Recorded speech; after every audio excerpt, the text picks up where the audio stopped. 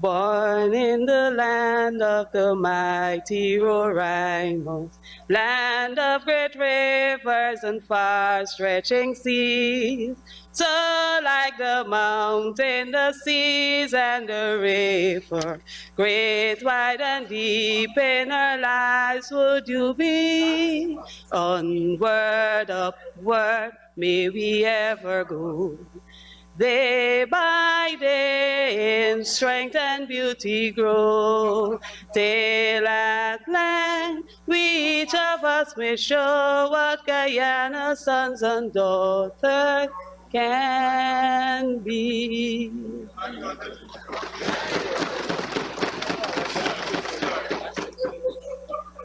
Thank you, Mrs. Speaker, and a pleasant good morning.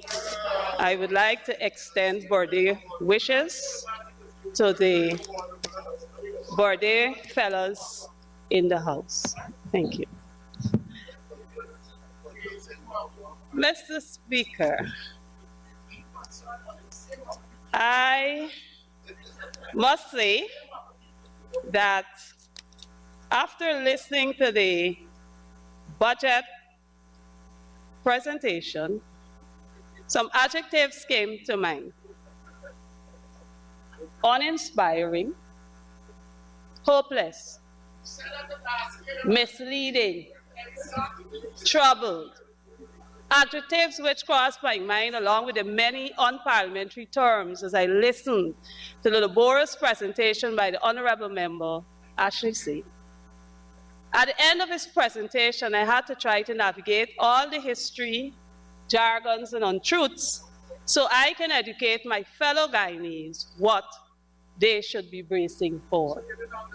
Mr. Speaker, it's amazing when you are dealing with uneducated people. Mr. Speaker, on the matter of history, since the PPPC government was placed into office in 2020, their first budget, a plan for prosperity, resulted in the destruction of the people at Success, East Coast, Demwaro. Their second budget in 2021 was set on a path to recovery with economic dynamism and resilience. But what we saw was the average Guyanese being resilient with the economic doom. When we thought, Mr. Speaker, when we thought those on the other side of the house who are in recovery after being out of office for 5 years and had learned something about serving people, 2022 proved no different. With the largest budget, Mr. Speaker, the Guyanese populace got a good feel of what it meant to be steadfast against all challenges. Challenges. Steadfast against all challenges. Mr. Speaker, challenges of the high cost of living, with prices climbing, shelled from $100 to $500, sugar from $300 to $500, oil, Mr. Speaker, from $360 to $800. All of these challenges, Mr. Speaker, the Guyanese populace had to deal with. The grants, Mr. Speaker, static, but the prices keep climbing, and the people clinging for survival. Businesses enjoying all the removal of taxes, but what can they say? Were the customers benefiting from this tax reduction? I ask those on the other side of the house, can you tell us if the customers were benefiting from all the tax reduction given? What measures were in place to ensure that customers benefited from the tax reduction? Mr. Speaker, from my investigations, we have not. These challenges were further complicated with the 7.2% inflation rate as stated in the 2023 budget speech, that lash Guyanese in every possible way. Mr. Speaker, as an ordinary citizen, I went through and I was wondering this 7.2% inflation. And then I called all the people I know, because those on the other side say they know all the maths. So I called pension, 28,000, and if you calculate a 7.2%, that is increased, you actually find them $2,016 less. So the pensioners actually got $25,984. That's all they could benefit from when they go to the shop. Mr. Speaker, when you talk about grants, $25,000, you do the 7.2% from it, they actually benefit with $23,200. You talk about the $40,000 and the part-time jobs for the $40,000 a month. When you have a 7.2% inflation rate, you actually take out $2,880 from your $40,000, and they actually receive $37,120. Mr. Speaker, $150,000. When you calculate the 7.2% inflation rate, what you got?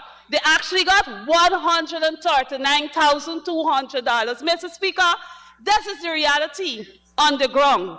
This is what we, the Guyanese people, have to deal with every single day that you go out to the shop, to the markets, to the minibus and all of that.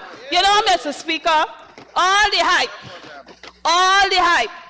when you talk about the inflation and you go simply for a flour, $500 with inflation, you actually would spend $536 for the pack of flour, Mr. Speaker. But then again, static income. But all the time the price is going up. The people at the shop, Mr. Speaker, if they go to the minibus and the minibus increase the fare, when they come back, they would say $536 plus $2 for the transportation, so the ordinary Guyanese will pay $538 for the flour. Mr. Speaker, if they go to the market and they have to get a cartman to push the product to the minibus and they increase their monies, that price will go right back to the customer. So the reality is, Mr. Speaker, that is what our Guyanese populace have been dealing with. And when we examine budget 2023, we do not see any additional measures to bring ease to it. So the question is, did the government actually do any evaluation to come up with new measures that can bring relief to the people? You would talk about the increase of pension to 33,000, but now you have to wonder, Mr. Speaker, how will the inflation rate affect this increase? What will be the inflation rate that will affect what will take place this year? So the seniors, as much as they would be happy to have $33,000, Mr. Speaker, then it is the responsibility of the government, Mr. Speaker, to find additional measures to help the seniors and all those that are getting this little pittance for increase so that they can survive. What happened? Why is it that the pensioners can't turn up at the pension office and collect a bag of basic grocery with the additional $33,000 that can bring some proper relief to the people, Mr. Speaker? These are things that we look at, Mr. Speaker. Mr. Speaker, the well-being of Guyanese is at risk with the added stress of trying to survive. I hear you. Mm-hmm. Yes, Mr. Speaker. Yes, Mr. Speaker. As I was saying, all of these things are adding to the stress of people trying to survive. That is what we're dealing with. Therefore, we're creating a more unhealthy population because people have to figure out, how am I going to manage this money? How am I going to deal with this thing to provide for my family because the income remains static? Mr. Speaker, you know, one of the amazing things about preparation of the budget, when you sit down and you go through it, the military got this increase, right? and they were all excited. But then when I sit down and I calculate, and you see after the 8% they got a particular money, right? Then when you calculate the 1 month bonus that they actually get, and then you divide it, and you take away all this inflation from it, the people actually only get about $14,000 bonus money that they could talk about. If you sit and do the calculation, you will see it is actually just $14,000. When we talk about bonus, we mean it's something really extra that they could get something from it. That's what we talk about bonus, Mr. Speaker. But again, we want to fool our people with words. Mr. Speaker, as I continue, Mr. Speaker, the government demonstrated what it meant about being resolute in building one Guyana. They seized the opportunity while we were still in the festive season to broke up the homes, all the personal belongings, bury the animals, kill fully laden fruit trees, and hence destroy the main economic source of income for 9 families in 7 households at Caneview, Mocha, Mr. Speaker. We talk about a budget that is supposed to protect and provide for the people, but what we have seen, Mr. Speaker, is not that. Mr. Speaker, when we speak of Caneview, Mr. Speaker, Mr. Speaker, when we speak of Caneview, Caneview had homes. People spent years building land, farming, providing for the children. An entire culture was destroyed from the actions of the government. They send in, Mr. Speaker, they send in the weapons of mass destruction. The CPH workers, the police, the bulldozers, all of this was used to destroy the livelihood of the families at Caneview, Mr. Speaker. The budget ought to give hope, Mr. Speaker. But where is the hope? Where is the hope, Mr. Speaker? When we have seen that this administration that we're dealing with continues to take action that destroy the lives of our people, Mr. Speaker. When we see that they continue, Mr. Speaker, to destroy the lives of our people, Mr. Speaker, it causes me and many others, Mr. Speaker, to wonder what really is going on in this country, Mr. Speaker. Mr. Speaker, how much of the allotted sum to Gaisuku in 2020 budget was used to flood the people at Success? Mr. Speaker, what percentage of the Ministry of Housing and Home Affairs budgeted sum of 2022 was used to break up the lives of 32 Guyanese at Caneview, Mocha? Mr. Speaker, there is no justifiable reason, none, no justifiable reason, Mr. Speaker, that persons on those side of that side of the house can give for the inhumane and brutish action they have taken against the people of Caneview, Mr. Speaker. There is none, Mr. Speaker. You see this picture, Mr. Speaker. They broke the home and leave a single mother under here with her child to live. When the woman take the street, then she was given a home, Mr. Speaker. These are things that we deal with, Mr. Speaker. Mr. Speaker, when we talk about destruction, these people were people who are farmers. Mr. Speaker, this is just one example of a cow that lived in that area, Mr. Speaker. They were told to sell it, Mr. Speaker, and move to an area where they cannot continue their farming, Mr. Speaker. Mr. Speaker, when you look here, this is another example. Pigs, a farmer with 17 large pigs, Mr. Speaker, and we talk about finance, and you talk about the livelihood of people, and we're destroying the lives of people. Mr. Speaker, this farmer had to sell everything that he has here to go and stay at a relative, Mr. Speaker, and struggling to get up, Mr. Speaker. These are produce that they've destroyed, Mr. Speaker, bearing trees. This is the evidence, Mr. Speaker. We have the evidence here. Mr. Speaker, when we finish all the destruction that they finished, Mr. Speaker, this is what was left. One family save a table with a piece of black cake, so it tells you it was the festive season, and this container, that was all that was left from a family of 5. This is all that they save, Mr. Speaker. And we're talking about budget 2023. Why do we have to use the resources of this country to destroy the lives of our people when there are methods and mechanisms that can be used, Mr. Speaker, to deal with these issues, but they were not employed, Mr. Speaker? You know, they talk about all of these things that happen, Mr. Speaker. This, Mr. Speaker, at the end of the exercise was found on the road, Mr. Speaker. All of this, they said they didn't use live bullet, they didn't use this. These are the evidence, Mr. Speaker. Honorable Member, for you to continue to conclude, you'll get 5 more minutes, but someone has to move that motion.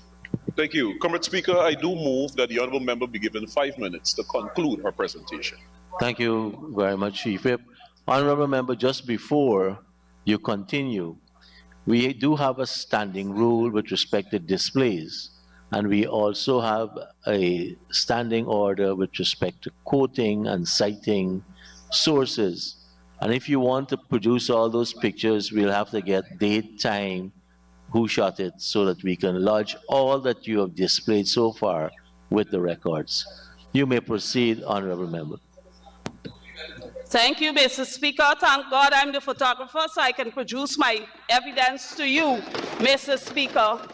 Mr. Speaker, you know, this is the evidence of the ending of Caneview. After the monies budgeted last year was spent to destroy the lives of people. There you have where Caneview was, and this is where the road will be. Mr.